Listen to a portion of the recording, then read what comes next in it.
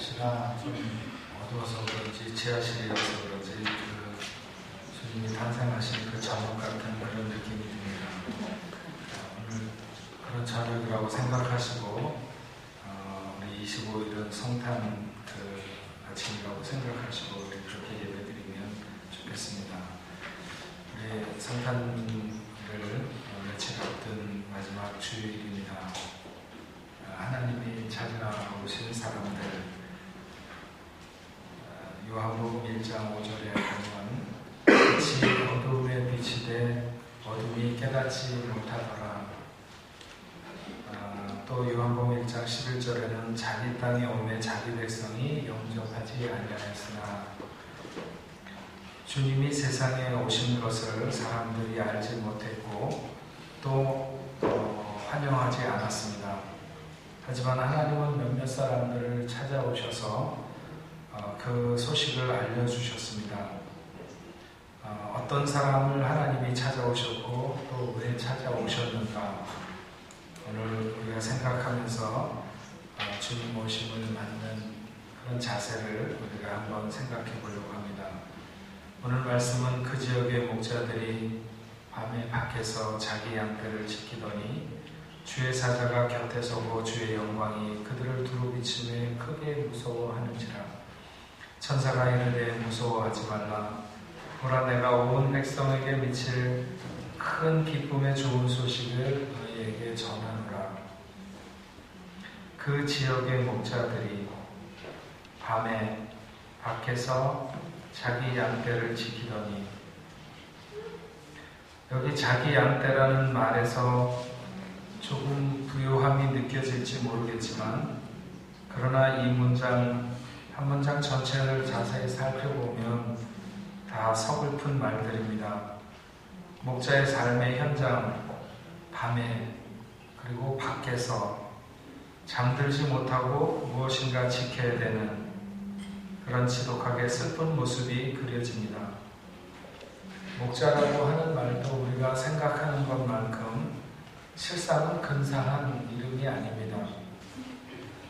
양과 다른 점이 있다고 하면 양은 4발로 걸어 다닌다는 거고 목자는 2발로 걸어 다닌다는 것 외에 정말 평생에 이 사람들 딱 3번 목욕한다고 합니다. 언제 3번인지는 알 필요 없고 어쨌든 지독한 냄새가 멀리서도. 그래서 지난번 요르단에 가서 이 사람들이 주로 있는 지역에 그 양치는 사람들도 요즘에는 몇몇 사람은 양을 안 치고 그곳에 이렇게 음식점을 만들어서 파는 곳이 있어서 저희가 그곳에 가서 밥을 먹었는데 영 마음이 찜찜해요. 뭔가 계속 이 안 좋은 냄새가 도는 것 같고, 어쨌든 간에 그런 사람들이 목자입니다. 세상에 웬만한 직업을 가진 사람은 다 낮에 힘들어도 밤에는 누워서 잡니다. 근데 목자는 그렇지 못합니다.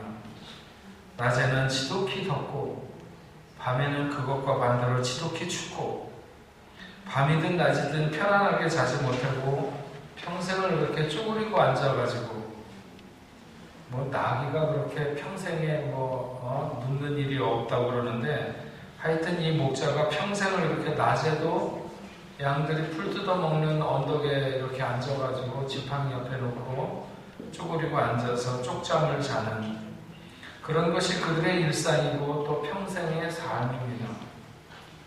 종교적으로 말하자면 이 사람들은 굉장히 부정한 직업군에 속하는 그런 사람들이기도 합니다.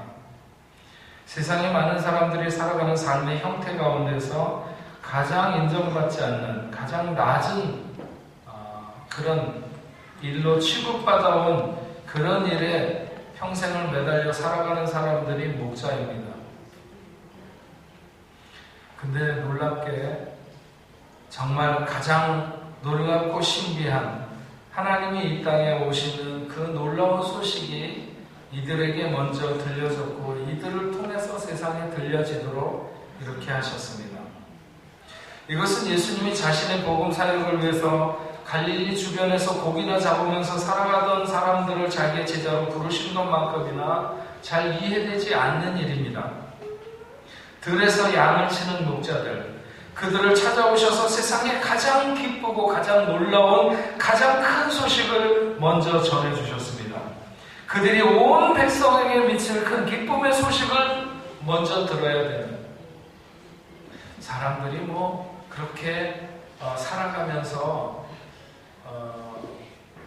자기가 뭔가 조금 더 먼저 듣는, 어떤 소식에 대해서 먼저 듣는 이런 것들을 굉장히 중요하게 여기죠.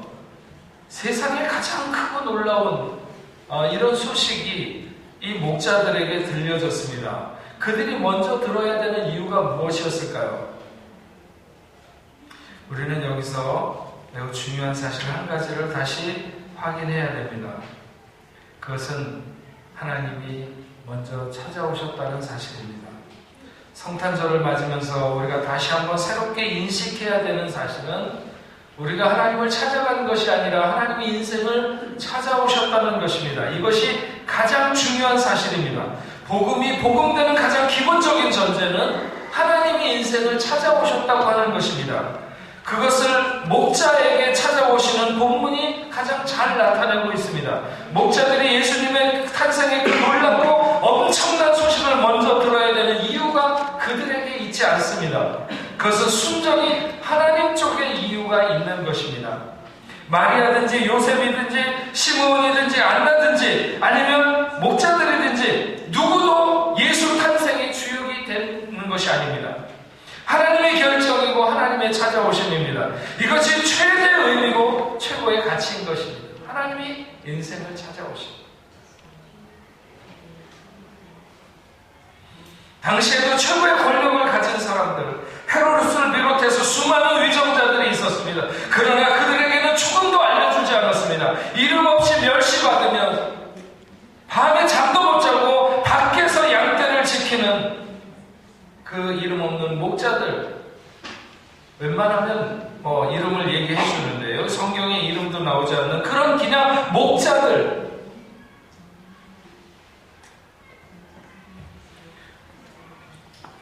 어떤 성경학자들은 남들이 다 자고 있는 밤에 자지도 않고 자기의 일을 그렇게 열심히 하는 그들, 하나님이 그들을 가상히 여겨서 그들을 찾아오셨다고 말하는 분도 있지만, 그러나 그것이 다른 그 세상에 존재하는 모든 사람들을 다 비껴놓고 찾아오실 만한 그런 이유라고는 생각하지 않습니다. 그렇게 생각하는 것은 오히려 좀 지나치다. 우리는 다시 한번 인간이 가진 기준과 조건을 다 무시하시고 찾아오시는 하나님의 중심, 그 의미, 이때 오시는 그 주님의 의미를 우리가 다시 한번 생각해야 됩니다. 그것을 진정으로 깨달을 때 우리에게는 감격, 그 은혜에 대한 감격이 복받칠 것이고, 또 진심으로 하나님 앞에서 겸손으로 여미며 살아갈 그런 결심을 갖게 될 것입니다. 세상에 하나님이 찾지 않으셨는데, 하나님이 우리를 찾아오시지 않았는데 우리가 하나님을 찾아간 그런 인생은 없습니다. 나는 누구에게 전도받지도 않았고 스스로 교회에 나왔고 하나님에 대해서 내가 스스로 알기를 원했고 그래서 성경을 뒤졌고 그래서 하나님을 알게 되었다. 다른 사람들은 모르지만 나만은 분명히 하나님이 나를 찾아오신 것이 아니라 내가 하나님을 찾아 나왔노라고 이렇게 말하는 사람이 있다고 한다면 그 사람은 아직 진정으로 하나님을 깨닫지 못한 자요, 아직 깊어지지 않은 사람입니다. 누구든지 간에 하나님이 빛을 비추어 주기 전에는 하나님을 알 수 없고 하나님을 깨달을 자가 없는 것입니다. 그래서 하나님이 나를 찾아오셨고 이 빛처럼 나를 찾아오셨고 나를 만나 주셨겠다고 하는 것이 우리 신앙의 첫 깨달음이기도 하고, 또한 도대체 내가 어떤 자격이 있어서 하나님이 나를 찾아오셨는가, 이것을 알게 되는 것이 우리 신앙의 두 번째 깨달음일 수 있습니다.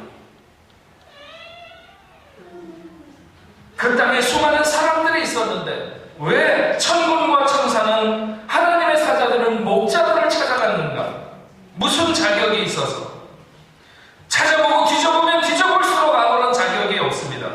그들이 가난하거나 사람들이 무시해서 뿐만이 아니라 그들에게 하나님을 아는 지식이 있었겠는가? 목자들이 다른 사람보다 하나님에 대한 그들이 기다리고 있는 메시아에 대한 이런 지식이 더 풍부했을 것이라고 생각할 수가 없습니다. 아니면 그들이 남모르게 선을 많이 행했겠는가? 네, 다른 사람들보다 더 악한 일을 했을 거라고는 생각할 수 없겠지만, 그렇다고 해서 목자들이 그렇게 많은 선한 일을 행했을 것이라고 생각할 수가 없습니다.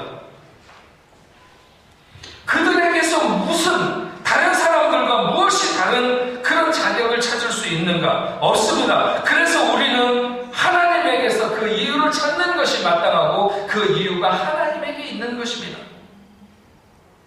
저와 여러분이 왜 하나님 앞에 부름받아서 그래도 뭔가 목회자로, 아니면 집사로, 장로로, 권사로, 아니면 이 자리에 앉아서 하나님을 예배하는 하나님의 백성으로 이 밖에 있는 수많은 사람들에 비해서 오늘 우리가 하나님 앞에 부름받은 존재가 되었는가? 알고 있는 분도 있고 모르고 있는 분들도 있을 수 있습니다. 그러나 정말 우리가 제대로 깨닫고 알게 되었다면 그것은 내게 자격이 없다고 하는 사실입니다. 나는 자격이 없는 사람. 정말 다른 사람들보다 내게 왜 그런 은혜가 내렸는지 알 수 없는, 도저히 다 측량할 수 없고 알 수 없는 은혜.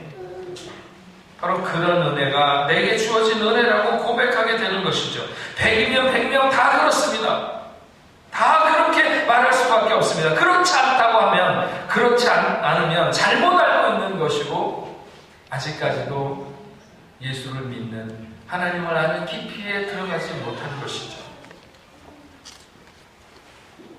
우리가 하나님의 자녀라거나 하나님의 종이 되었다거나 혹은 제자의 길을 간다거나 그 어느 것에도 어울리지 않는 내가 하나님의 자녀가 될 수 있었던 것은, 그래도 하나님의 뜻을 내 가슴에 품고 살아갈 수 있는 사람이 된 것은 그분이 나를 찾아오신 것입니다.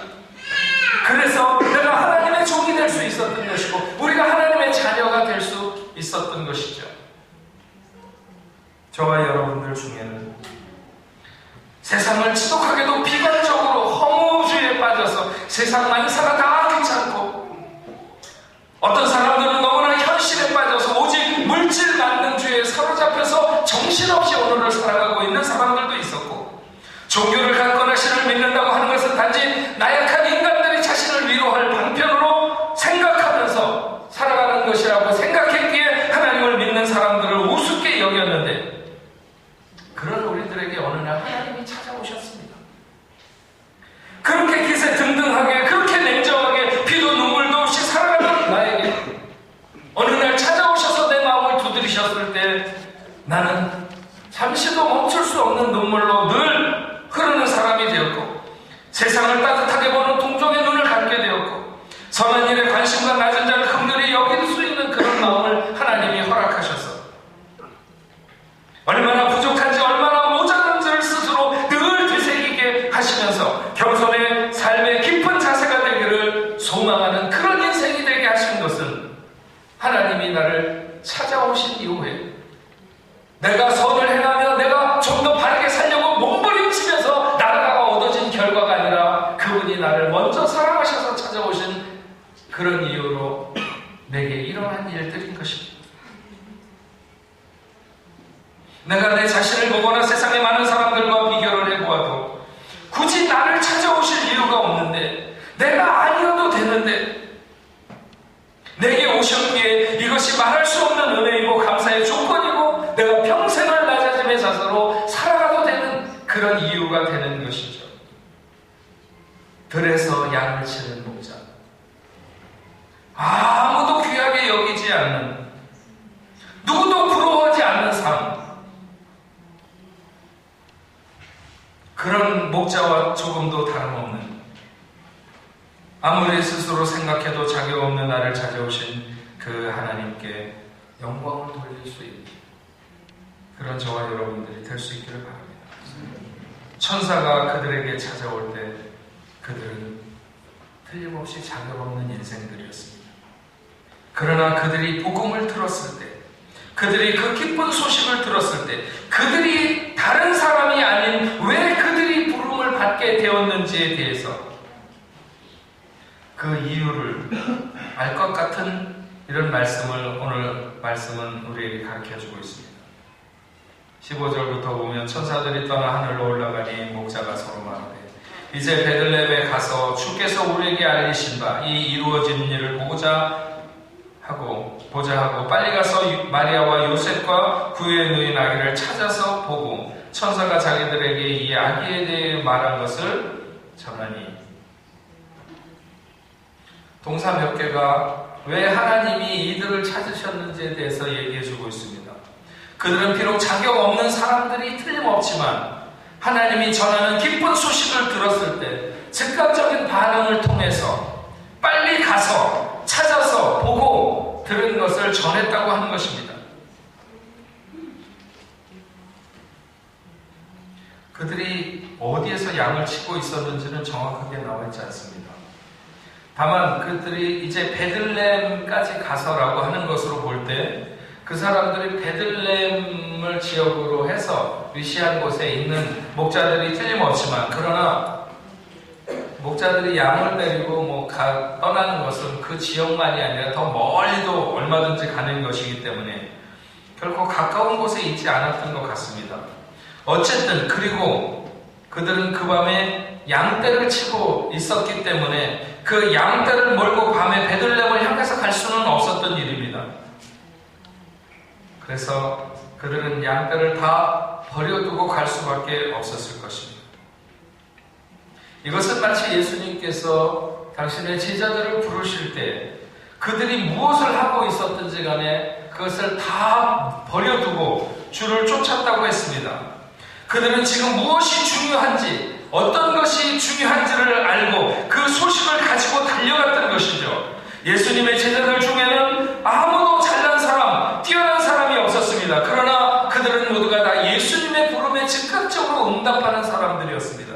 빨리 가서라고 하는 것은 즉각적인 부름의 응답이고, 찾아서라고 하는 것은 끊임없이 열심히 부지런히 최선을 다하는, 그래서 아기 예수가 계신 그 현장을 찾아가는 것입니다. 그리고 확인하고 천사가 아기에 대해서 한 말처럼 온 백성에게 미칠 큰 기쁨의 좋은 소식, 너희를 위하여 구주가 나셨으니 곧 그리스도 주시니라, 복음을 전했습니다.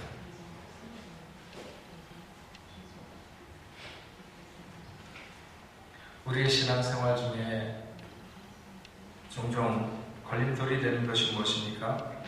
사람들마다 차이는 있지만 일반적으로 가장 큰 문제는 머뭇거리면서 나가지 못하는 것입니다. 미루는 것이죠. 사탄은 우리의 이런 그 성질을 잘 알고 집요하게 파고듭니다. 다 좋다. 네가 주를 위해서 뭘 하든지 다 좋다. 예수를 열심히 믿는 것도 좋다. 다 좋다. 그러나 다음에 해라. 내일 해라. 그래서 그런지 많은 사람들이 신앙생활을 하면서 늘 주춤거리고 머뭇거리고 미루면서 목자들같이 앞으로 나가지 못하는 것입니다.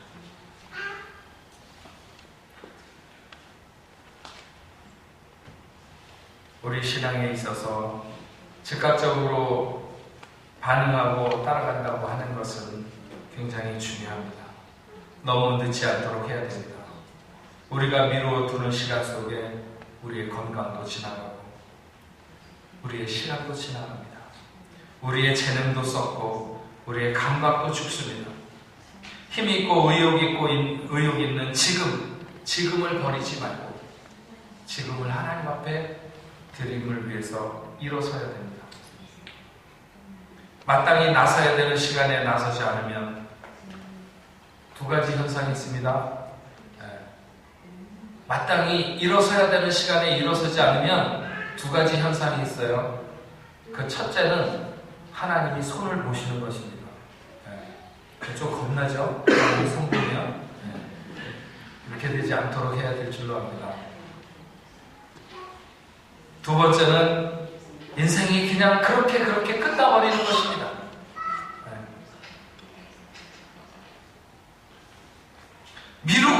미루다가 어느 순간인가 그냥 인생이 그렇게 끝나버릴 수도 있고, 다행히 하나님이 사랑하신다면 하나님이 손을 보시는데 하나님 손보는 게 뭔지 알고 싶으십니까? 네? 그러고 싶진 않죠. 네. 그럴 필요는 없어요. 하나님이 기쁜 소식을 가지고 목자들에게 찾아오신 의미를 우리 이번 성탄절에는 좀 의미 있게 실제적으로 체험하면서 보내시면 좋을 것 같습니다. 그것은 한번 여러분 주위에 여러분들이 찾아보면 정말 작고 연약한, 그래서 여러분들의 찾아감이 너무나도 그 사람들에게 용기가 되고 힘이 될 수 있는 사람들을 한번 찾아보시고 그들과 더불어 나누는 삶을 갖는 것입니다. 저는 성탄에 많은 선물들이 오고 가고 막 이렇게 하고 그러는 것이 성탄의 의미를 나타낸다고 생각하지는 않습니다. 그렇지만 한번 올 성탄에는 작은 것이라도 한번 준비해서 윗사람에게 잘 보이기 위한 나눔의 선물이 아니라 아랫사람이나 혹은 외로운 사람이나 힘겨운 사람이나 작은 것이라도 실제로 그들과 함께 나누면서 같이 따뜻한 마음을 나누게 될 때 하나님이 목자들을 찾아서 기쁜 소식을 전해준 그 의미가 우리의 삶에서 되살아나게 되리라 생각합니다.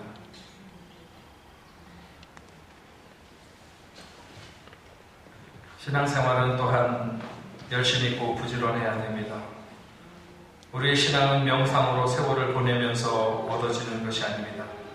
최선을 다해서 구하고 두드리고 찾을 때까지 찾으며 문이 열릴 때까지 두드려야 됩니다. 목자들이 찾아서라고 하는 것은 목자들이 그 땅에 가서 아기 예수 나시는 것을 열심히 찾았을 것입니다. 노력하는 신앙, 모든 일을 마치고 여가를 활용하는 신앙생활이 아니라 모든 것에 우선하는 신앙생활. 오늘 너무 많은 사람들이 대충 그냥 그렇게 신앙생활을 하시는 분들이 많이 있습니다. 좀 더 열심을 내야 됩니다. 좀 더 부지런히 믿어야 됩니다. 이것이 자격 없는 자를 거룩하게 하고 기쁘신 소식에 부르신 부름에 응답하는 자세라고 생각을 합니다. 오늘 20절 마지막 말씀에 보면 목자들은 자기들에게 이른 바와 같이 듣고 본 그것을 인하여 하나님께 영광을 돌리고 찬송하며 돌아갔다고 했습니다. 동방의 박사들이 황금과 유압과 모략을 들여 경배했듯이 그들은 하나님께 영광을 돌렸습니다. 감사하고 하나님을 즐거워하는 것은 하나님 백성들의 특징입니다. 하나님의 역사를 확인하는 인생에 남은 것은 감사와 영광 돌리는 일밖에 무엇이 더 있겠습니까? 예수 그리스도가 나의 주 되심을 확인하는 자마다 그에게 영광과 찬송을 돌려야 됩니다. 이번 성탄절에 한 번도 빠짐없이 여러분에게 오신 예수 그리스도로 인하여 이런 영광과 찬송이 하나님 앞에 돌려질 수 있기를 원합니다. 본래 우리를 위해 이 땅에 오신 예수 그리스도의 복음의 기쁜 소식을 들을 만한 자격이 없는 사람들입니다. 단지 하나님이 자신의 선하신 의지를 따라서 우리를 찾아주셨고 사랑해 주셨습니다. 그렇다면 우리는 들에서 양을 치던 목자들같이 그 기쁜 소식을 듣고 빨리 가서 찾아서 기쁜 소식을 전해야 되는 것입니다. 부름은 자격 없이 받았지만 부름받은 자의 자격을 갖춰가야 되는 것이죠.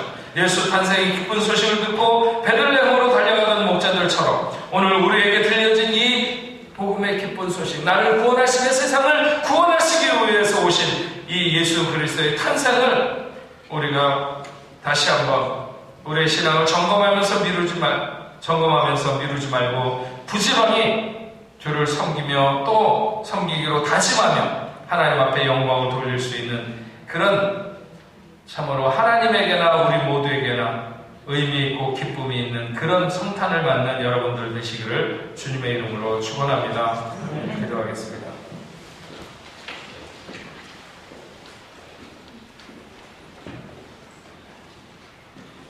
하나님이 찾아오는 사람들은